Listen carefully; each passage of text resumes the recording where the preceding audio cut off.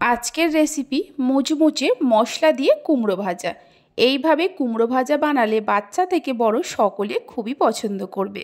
নমস্কার বন্ধুরা, রূপাস কিচেনে সবাইকে স্বাগতম। তাহলে চলুন রেসিপিটা দেখে নেওয়া যাক। শুরু থেকে শেষ পর্যন্ত দেখার জন্য আপনাদের কাছে অনুরোধ রইল।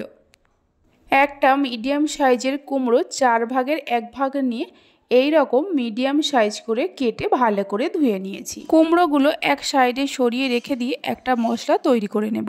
বাটির মধ্যে দিয়ে দেব চায়ের কাপের 1 কাপ বেসন।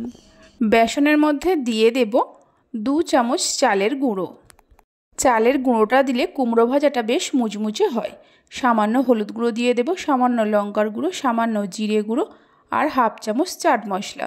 অল্প করে গোলমরিচ গুঁড়ো দিয়ে দেব, অল্প করে কালো জিরে দিয়ে দেব, 1 চামচ পোস্ত দেব, স্বাদ মতো নুন দিয়ে দেব। চাট মশলাতে নুন আছে তাই নুনটা বুঝে দিতে হবে। সব কিছুকে খুব ভালো করে মিশিয়ে নেব। সব কিছুকে ভালো করে মিশিয়ে নেওয়ার পর একটা একটা করে কুমড়ো নিয়ে মশলার মধ্যে খুব ভালো করে কোট করে নেব। ভালো করে কোট করে নেওয়ার পর প্লেটের মধ্যে রেখে দেব। এইভাবে করে সমস্ত কুমড়োগুলোকে মশলার মধ্যে কোট করে নিতে হবে।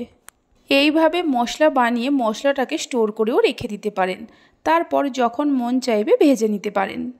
সমস্ত কুমড়োগুলোকে মশলার মধ্যে কোট করে নেওয়ার পর মিনিট 5-6 সময়ের জন্য রেখে দেব।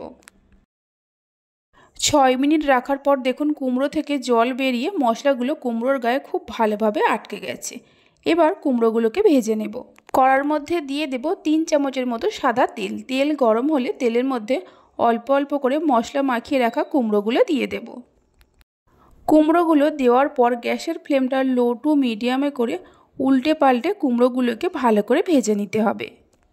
এই কুমড়ো ভাজা গরম ডাল ভাতের সঙ্গে বা শুধু শুধু খেতে দুর্দান্ত লাগে। এইভাবে একবার কুমড়ো ভাজার রেসিপিটা বাড়িতে বানিয়ে দেখতে পারেন। বাড়িতে বানালে খেয়ে আপনাদের কেমন লাগলো অবশ্যই আমাকে কমেন্ট করে জানাবেন। 2-3 মিনিট ছাড়া ছাড়া উল্টে দিতে হবে।